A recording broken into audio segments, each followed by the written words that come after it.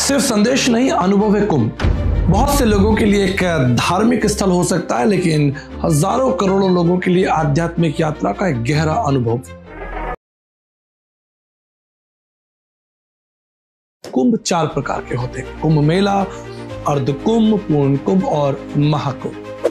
पौराणिक विचारधारा के अनुसार कुंभ की कथा एक बहुत प्राचीन है। कहीं दूर आकाशगंगा में समुद्र मंथन के दौरान अमरता को प्रदान करने वाला एक कलश निकला। इस कलश के लिए राक्षसों और देवताओं के बीच भयंकर युद्ध हुआ। अमृत कलश को राक्षसों से बचाने के लिए कुछ शक्तिशाली देवताओं ने कलश की सुरक्षा की, जिसमें बृहस्पति, सूर्य, चंद्र और शनि थे। ये चारों देवता असुरों से अमृत कलश को बचाकर 12 दिन और 12 रातों तक भागते रहे। ऐसा माना जाता है कि 4 जगहों पर इस कलश को रखा गया: हरिद्वार, प्रयागराज, उज्जैन और नासिक। कुछ दार्शनिकों का मानना है कि इन 4 स्थानों पर अमृत कलश से कुछ बूंदें गिरी और इसी के लिए इन 4 स्थानों पर कुंभ मेला मनाया जाता है। मैं ऐसा सोचता हूं कि काश कुछ बूंदें रूस, फ्रांस, जापान, न्यूजीलैंड और अरब देशों में गिरती तो अरबों खरबों लोगों का मोक्ष हो जाता और उन स्थानों पर भी कुंभ की ध्वनियां गूंजती। परंतु दुख का विषय है कि ऐसा नहीं हो पाया। कुंभ मेले का मकसद श्रद्धालुओं को आत्मशुद्धि का मौका देना है। मान्यता है कि कुंभ मेले में स्नान करने से पाप धुल जाते हैं और मोक्ष की प्राप्ति होती है। कुंभ मेले में साधु संत, गुरु, भक्त एक साथ आते हैं। भक्ति, ज्ञान और सेवा का आदान प्रदान होता है। कुंभ मेला कल्पवासियों, साधुओं और आगंतुक और मोक्ष की इच्छा रखने वाले हजारों करोड़ों लोगों का एक विशेष समागम है।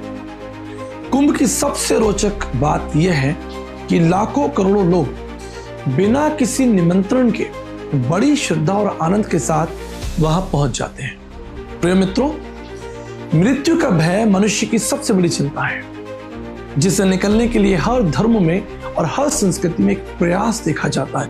कुंभ की संपूर्ण कथा एक सांकेतिक घटना है, जैसे असुरों और देवताओं के बीच भयंकर युद्ध, सांप का रस्सी बनना, कछुए की पीठ पर मंथन होना और देवताओं का कलश लेके भागना और कलश को प्राप्त करने के लिए राक्षसों का उनके पीछे भागना। इसलिए कथावाचकों ने हम पर यह भरोसा जताया है कि हम उस कथा का भावार्थ समझें। इसलिए कुंभ एक प्रतीकात्मक घटना है जो मनुष्य के जीवन और मृत्यु के संघर्ष का एक दार्शनिक उदाहरण है। आपको एक और रोचक बात बताना चाहते हैं कि देवताओं और राक्षसों के इस समुद्र मंथन के दौरान कुल 14 प्रकार के जो रत्न हैं वो प्राप्त हुए। हलाहल विष, कामधेनु गाय, उच्च श्रवा घोड़ा, ऐरावत हाथी, कौस्तुभ मणि, कल्प वृक्ष, रंभा नामक अप्सरा, देवी लक्ष्मी, वरुणी अर्थात मदिरा, चंद्रमा, परिजात वृक्ष, पांचजन्य शंख, धनवंतरी और अंत में अमृत कलश की प्राप्ति हुई। कुछ दार्शनिकों के लिए कुंभ मेले का मूल अर्थ है भारत की तमाम संस्कृति और भाषाओं का समागम। कुंभ की एक और रोचक बात यह है कि सभी पृष्ठभूमि के लोगों को अपनी ओर आकर्षित करता है, चाहे वो संत हो, राजनेता हो, गरीब हो, धनवान हो। हमारा मानव शरीर भी किसी कुंभ से कम नहीं है। इसमें 206 हड्डियां, मांस, रक्त, दिल, दिमाग, किडनी, फेफड़े एक साथ काम करते हैं और जीवन को प्रकट करते हैं। श्रद्धालु मानते हैं कि कुंभ मेले में स्नान करने से मनुष्य सभी पापों से मुक्त हो जाता है।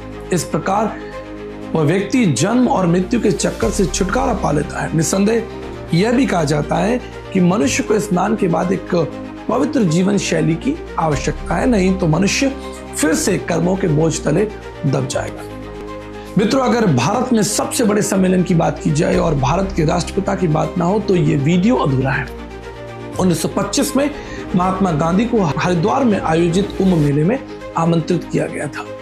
अपनी आत्मकथा the story of my experiment with truth में गांधी जी ने स्वीकार किया है कि वो किसी भी प्रकार के धार्मिक मेले के लिए बहुत ज्यादा उत्सुक नहीं थे।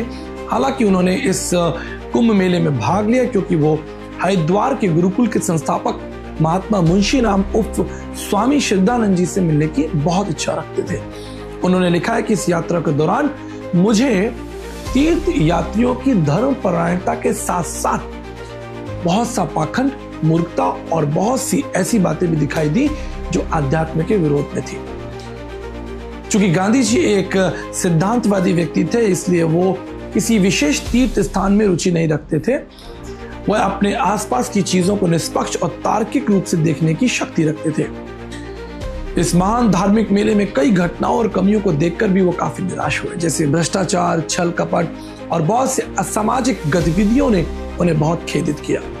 साथ ही स्वच्छता की व्यवस्था और गंदगी के निस्तारण का भी बहुत कम ध्यान रखा गया था। यद्यपि बहुत सी संस्कारी और गैर संस्कारी संस्थाएं, अन्य संगठन इस महोत्सव को सफल बनाने का प्रयास करते हैं। इतने लाखों लोगों के लिए भोजन व्यवस्था, मेडिकल व्यवस्था, सुरक्षा व्यवस्था देखना कोई आसान काम नहीं है। 2025 के आयोजन में आध्यात्मिक सूत्रों के साथ साथ कुछ और भी लोग इस कुंभ मेले के आकर्षण का केंद्र रहे, जैसे दातून बेचकर 40,000 कमाने वाला नौजवान, रुद्राक्ष की माला बेचने वाली मोनालिसा, IIT की बाबा और पूर्व अभिनेत्री ममता कुलकर्णी का रातों रात महामंडलेश्वर बन जाना एक जोरदार मुद्दा बना। एक बात तो माननी पड़ेगी कि कुंभ की यात्रा जितनी रोचक दिखाई देती है, उतनी अधिक कठिनाइयों से भरी है। लंबी यात्रा, ठंडा मौसम और बहुत सी शारीरिक असुविधाओं को श्रद्धालुओं को जो है सहन करना पड़ता है। हाल में अचानक भगदड़ में बहुत से श्रद्धालु मारे गए, इसका हमें बहुत खेद है। साथ ही बड़ी हैरानी की बात यह है कि बहुत से मुस्लिम समाज के लोगों ने इस हिंदू महासंगम में अपना हाथ बढ़ाया, अपने घर और मस्जिद के दरवाजों को खोला और प्रेम भावना और इंसानियत का परचम लहराया, जो हर धर्म की बुनियाद है। मित्रों, डुबकी लगाकर श्रद्धा से स्नान करना न केवल भारतीय संस्कृति का हिस्सा है, परंतु बहुत सी प्राचीन एशियाई और यूरोपीय संस्कृतियों में इसकी झलक देखी जा सकती है। यहूदी लोग जब 430 साल की गुलामी के बाद वापस लौटे, तो बाइबल के अनुसार यहोवा परमेश्वर की सहायता से 6 लाख पुरुष और उनका परिवार समुद्री मार्ग से पार होकर निकले, जिस बात का प्रतीक है कि स्वयं परमेश्वर ने उनका शुद्धिकरण किया। ठीक इसी तरह मसीह विचारधारा के अनुसार मनुष्य का यह मान लेना कि वो एक पापी व्यक्ति है और परमेश्वर से प्रार्थना करने के बाद जल संस्कार की विधि के द्वारा ईश्वर में विश्वास करना मसीह विश्वास का प्रथम अध्याय है। प्रभु यीशु मसीह ने कहा, धन्य जिसने अपने वस्त्रों को धो लिया, अर्थात अपने मनों को धो लिया, उन्हें जीवन के वृक्ष के पास आने का अधिकार मिलेगा। धन्य वह मनुष्य जिसका अधर्म क्षमा हुआ। और बाइबल के एक प्रसंग के अनुसार एक व्यक्ति था जिसका नाम था नामान कोढ़ी। प्रभु के महान दास संत अलीशा की बात मानकर यर्दन नदी में 7 बार डुबकी लगाकर उसने अपने कोढ़ से छुटकारा पाया। एक बार एक बुद्धिमान व्यक्ति जिसका नाम निकोदेमुस था, प्रभु यीशु मसीह के पास आकर मोक्ष के विषय में पूछने लगा। प्रभु यीशु मसीह ने उसे उत्तर दिया, जब तक तू जल और आत्मा से ना जन्मे, तू मोक्ष को प्राप्त नहीं कर सकता। स्वयं प्रभु यीशु मसीह ने भी जल संस्कार की विधि को लेकर इस बात की पुष्टि की कि ईश्वरीय मार्ग में शुद्धिकरण का स्नान एक महत्वपूर्ण प्रक्रिया है। शुद्धिकरण का स्नान एक धार्मिक प्रक्रिया जरूर लगती है, परंतु आध्यात्म के मार्ग में इसका एक गहरा स्थान है और प्रत्येक भक्त को इससे होकर गुजरना होता है। मित्रों, जाते जाते आपको ये बता देना चाहते हैं कि बिना पश्चाताप के पानी में कूद जाना कितना लाभदायक होगा, इसका फैसला आप स्वयं करें, क्योंकि प्रभु यीशु मसीह ने कहा है, जा फिर पाप ना करना।